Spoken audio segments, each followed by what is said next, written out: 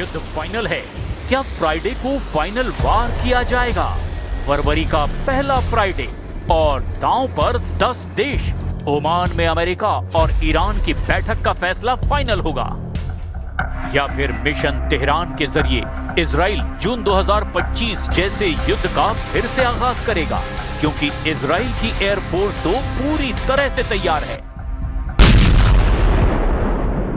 युद्ध के साए में ओमान में मीटिंग है। एक तरफ ईरान के विदेश मंत्री अब्बास अराक्ची, दूसरी तरफ ट्रंप के वॉर एम्बेसडर स्टीव विटकॉफ का डेलीगेशन।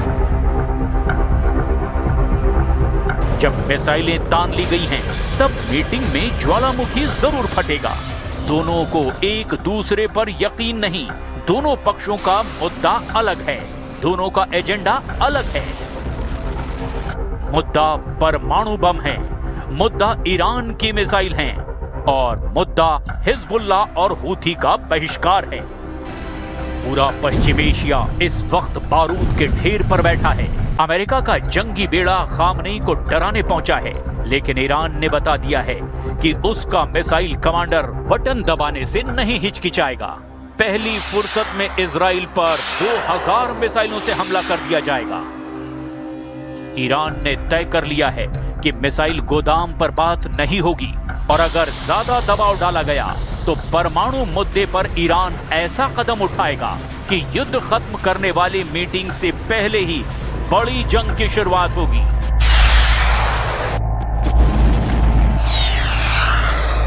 ईरान और अमेरिका की मीटिंग कामयाब नहीं होने वाली, इसके कम से कम 10 सिग्नल मिल चुके हैं।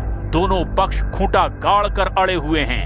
एक परमाणु संवर्धन पर अटका है, दूसरे के लिए ईरान की मिसाइल पावर का बरकरार रहना सबसे बड़ा झटका है। इस मीटिंग पर अमेरिका के राष्ट्रपति डोनाल्ड ट्रंप और ईरान के सर्वोच्च नेता अली खामनेई की पैनी नजर है। जब अमेरिका और ईरान के बीच यकीन का लेवल सबसे न्यूनतम स्तर पर आ चुका है, ईरान को पता है कि अमेरिका फैसला वही करेगा जिस पर इजराइल मुहर लगाएगा। दोनों पक्ष जानते हैं दुनिया के सबसे बड़े युद्ध पर बात होगी तो जुबान से भी मिसाइलें बरसेंगी। अब्बास अराक्ची और विटकॉफ वाली डेलीगेशन एक दूसरे को दुश्मन की निगाह से ही देखेंगे। अगले कुछ घंटे पश्चिम एशिया ही नहीं, पूरी दुनिया के लिए बहुत खतरनाक होने वाले हैं। सब वाकिफ हैं कि फैसले बिगड़े तो ट्रंप और खामनेई की दुश्मनी मीटिंग रूम से निकलकर मिसाइल लॉन्च पैड पर नजर आएगी, जंगी बेड़ों से उड़ान भरने वाले फाइटर जेट में नजर आएगी, और फिर एक दो नहीं बल्कि कई देश जलकर राख हो जाएंगे।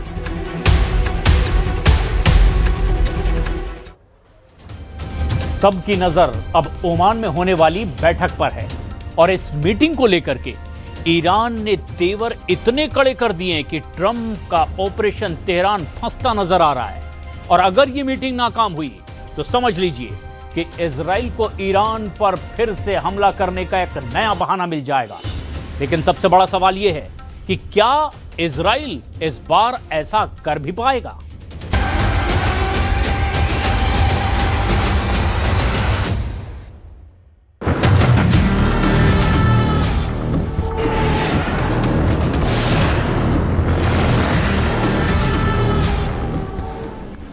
परमाणु कार्यक्रम, मिसाइल पावर, हिजबुल्ला को ईरान की मदद, ये 3 ऐसे मुद्दे हैं जिन्होंने नेतन्याहू की नींद उड़ा दी है।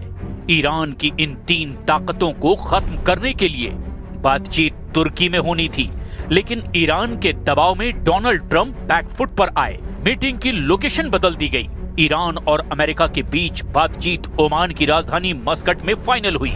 ईरान की तरफ से विदेश मंत्री अब्बास अराक्ची मीटिंग का नेतृत्व करेंगे। दूसरी तरफ दोनों ट्रंप के विशेष दूत स्टीव विटकॉफ और उनकी टीम। इस मीटिंग का फैसला जो भी हो, इस मीटिंग को लेकर ईरान और अमेरिका का रुख क्या है, कौन क्या डिमांड कर रहा है, किसे किस बात से खतरा है, इसको बहुत डिटेल में समझिएगा, क्योंकि अब इन्हीं मुद्दों पर ईरान और अमेरिका के बीच युद्ध का खतरा मंडरा रहा है। अमेरिका चाहता है कि ईरान का परमाणु कार्यक्रम बंद हो। अमेरिका चाहता है कि ईरान की मिसाइलों की रेंज सीमित कर दी जाए। ताकि वो इजराइल तक ना पहुंच पाए। अमेरिका चाहता है कि ईरान, हिजबुल्ला, हूथी और हमास से दूरी बना ले। अमेरिका चाहता है कि ईरान चीन को तेल गैस की सप्लाई घटाए। अमेरिका चाहता है कि ईरान में गिरफ्तार हुए प्रदर्शनकारियों से सही सुलूक किया जाए। As the topic of those discussions and what the agenda needs to be, look, I think in order for talks to actually lead to something meaningful, they will have to include certain things. And that includes the range of their ballistic missiles. That includes their sponsorship of terrorist organizations across the region. That includes the nuclear program, and that includes the treatment of their own people. America की demand नहीं मानी गई तो युद्ध होगा, ये बात Trump साफ साफ कह चुके हैं। लेकिन ईरान अमेरिका की धमकियों से नहीं घबराया है। ईरान ने ऐलान किया है कि जब ओमान की राजधानी मस्कट में मीटिंग होगी तो अब्बास अराक्ची और स्टीव विटकॉफ के बीच सिर्फ परमाणु मुद्दे पर बात होगी। यानी ना मिसाइल पर समझौता होगा, ना फिलिस्तीन पर समझौता होगा और ना ही बाकी मुद्दों से भटकेगा ईरान। کشوری فکر میکنم آماده نیست که در مورد امنیت خودش و در مورد دفاع خودش بخواد با کسی دیگری مصالحه بکنه. امنیت مردم ایران به هیچ وجه به هیچ کس دیگری مربوط نیست و ما توانمندی‌های دفاعی خودمون رو به هر میزان که برای دفاع از کشور لازم باشه. अमेरिका और ईरान के बीच सबसे बड़ा विवाद परमाणु कार्यक्रम है। जून 2025 में हुए युद्ध से पहले भी अमेरिका और ईरान यूरेनियम संवर्धन पर बात कर रहे थे, लेकिन 13 जून को इजराइल ने ईरान पर अचानक हमला कर दिया और तब 12 दिन तक युद्ध चला। सीज फायर के बाद दोनों तरफ से कोई टकराव तो नहीं हुआ, लेकिन युद्ध के हालात और संगीन होते जा रहे हैं। अमेरिका की डिमांड है कि ईरान अपना परमाणु कार्यक्रम खत्म करे, उसे संवर्धन ना करने दिया जाए। ईरान ने कहा कि वो 20% तक संवर्धन करेगा और उसका संवर्धित यूरेनियम ईरान में ही रहेगा।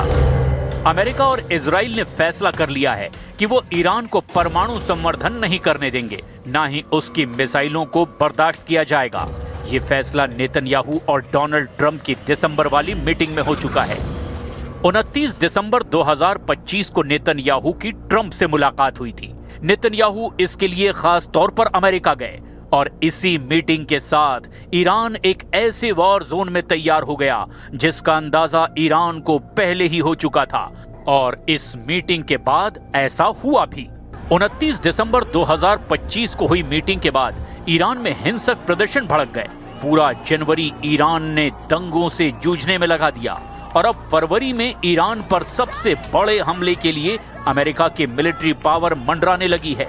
ईरान ने दंगाइयों को तो हरा दिया, सवाल है क्या वो अमेरिका और इजराइल से आ रही युद्ध की धमकियों को शिकस्त दे पाएगा? डोनाल्ड ट्रंप ने रेड लाइन खींच दी है। ईरान को धमकाया है कि डील करो, नहीं तो इतने धमाके करेंगे कि ईरान गाजा बन जाएगा। दूसरी तरफ ईरान के सर्वोच्च नेता अली खामनेई ने रेड लाइन खींच दी है। फारस की खाड़ी की तरफ अमेरिका बढ़ा तो वहां उसके जंगी बेड़े का कब्रिस्तान बना दिया जाएगा। डोनाल्ड ट्रंप की वार्निंग ईरान के परमाणु कार्यक्रम को लेकर है। ईरान की मिसाइलों की रेंज बांधना चाहते हैं ट्रंप। जून 2025 में अमेरिका ईरान की मिसाइल पावर देख चुका है। इजराइल के शहरों की तबाही और उसकी तस्वीरें पूरी दुनिया ने देखी। यही वजह है कि इस बार डोनाल्ड ट्रंप ने ईरान को काबू में रखने के लिए उसके नाखून उखाड़ने का एजेंडा तैयार कर लिया है। अमेरिका और इजराइल का पहला मकसद ईरान में तख्ता पलट था, वो फेल हो चुका है। अमेरिका और इजराइल का दूसरा मकसद ईरान के परमाणु अड्डों को खत्म करने का एजेंडा, और ये भी फेल साबित हुआ। तीसरा मकसद है ईरान के मिसाइल कार्यक्रम को खत्म करना, और ईरान ऐसा करने के लिए बिल्कुल राजी नहीं है। ईरान जानता है कि अगर उसने अपनी मिसाइल पावर से तौबा की तो अमेरिका और इजराइल उसके सीने पर चढ़कर उसकी कब्र खोद देंगे। इसीलिए ईरान और अमेरिका के बीच ओमान में मीटिंग युद्ध के साए में ही होगी। ईरान की तरफ पहुंच चुकी है ट्रंप की सबसे खतरनाक war machine USS Abraham Lincoln aircraft carrier, और उसका बैटल ग्रुप सैकड़ों क्रूज मिसाइलों से लैस है। प्रशांत महासागर और हिंद महासागर की लहरों को काटते हुए ये जहाज पश्चिम एशिया के बहुत करीब पहुंच चुका है और अब इसके टारगेट पर है ईरान।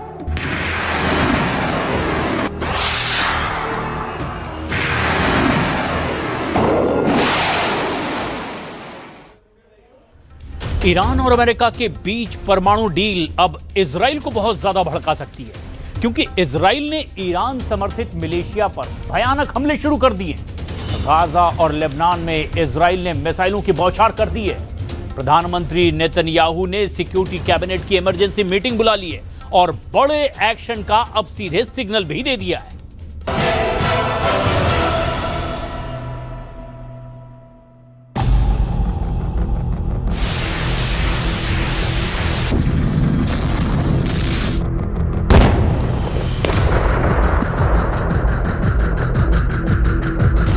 अमेरिका के जंगी बेड़ों के खौफ से ईरान एटमी डील की टेबल पर खींचा चला आया है। पुतिन के डर से यूक्रेन अबू धाबी में शांति वार्ता में सिर झुकाए हर शर्त मानने लगा है।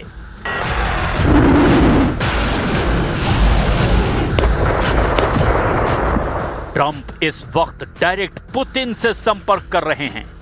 ट्रंप इसी वक्त शी जिनपिंग पर डोरे डाल रहे हैं। ट्रंप एक साथ कई मोर्चों पर एक्टिव हो चुके हैं।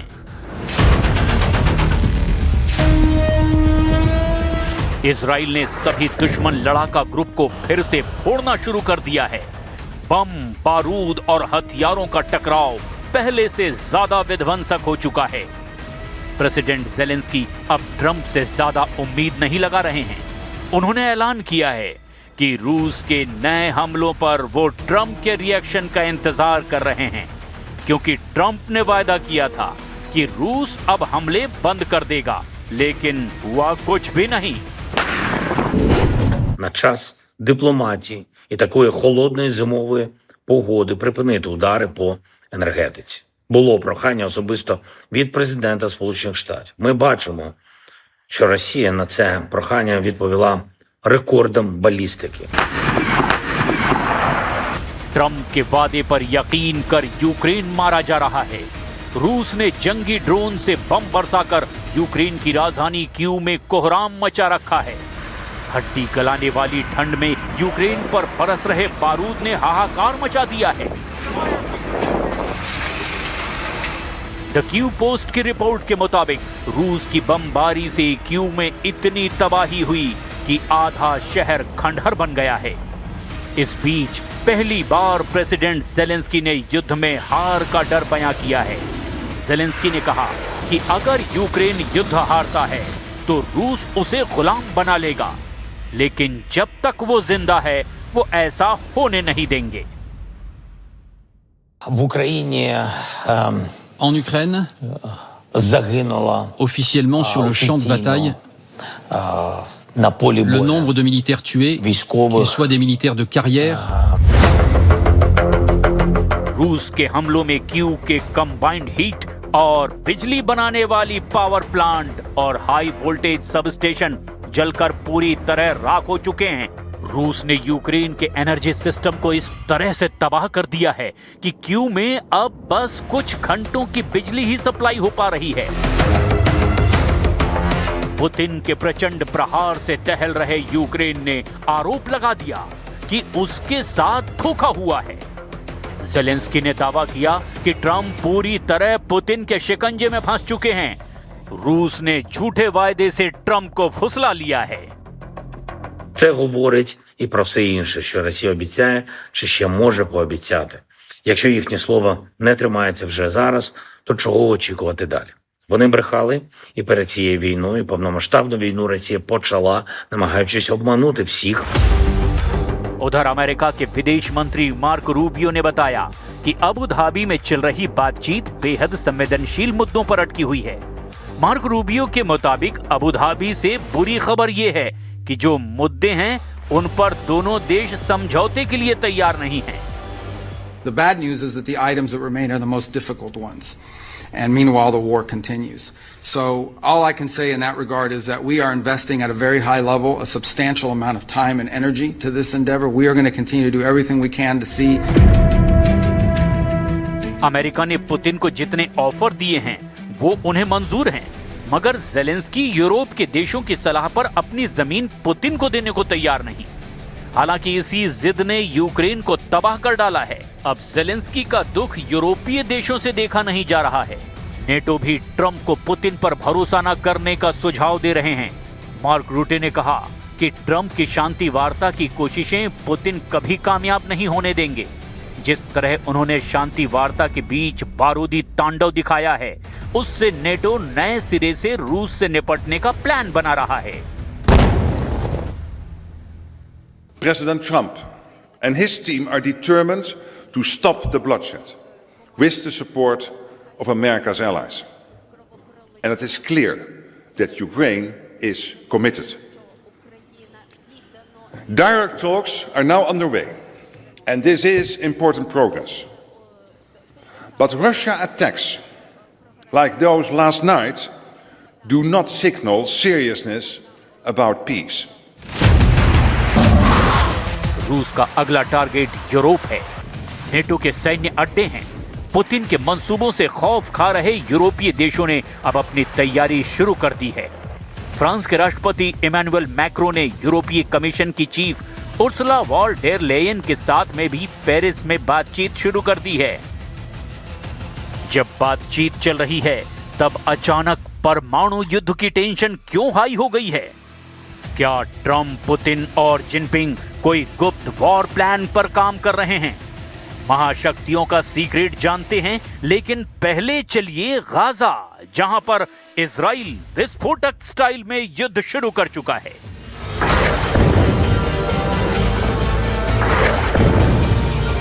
इजराइल डिफेंस फोर्सेस ने गाजा पट्टी में हमास पर भयानक हमले शुरू कर दिए हैं। गाजा में इजराइल की सेना और आंतरिक सुरक्षा एजेंसी शिन बेट ने संयुक्त हमला कर हमास की ऑपरेटिंग सेल के चीफ कमांडर मोहम्मद इस्सम हसन अल हबील को मार डाला है। इजराइल ने बताया कि अल हबील वही आतंकी था जिसने आईडीएफ की सर्विलांस सैनिक कॉर्पोरल नोआ मार्तियानो की जान ली थी। अल हबील 7 अक्टूबर 2023 को इजराइल पर हुए हमले के मास्टरमाइंड में से एक था। अल हबील के साथ इजराइल ने इस्लामिक जिहाद के अली रजियाना को भी ढेर कर दिया है। रजियाना उत्तरी गाजा ब्रिगेड में इस्लामिक जिहाद का चीफ कमांडर था।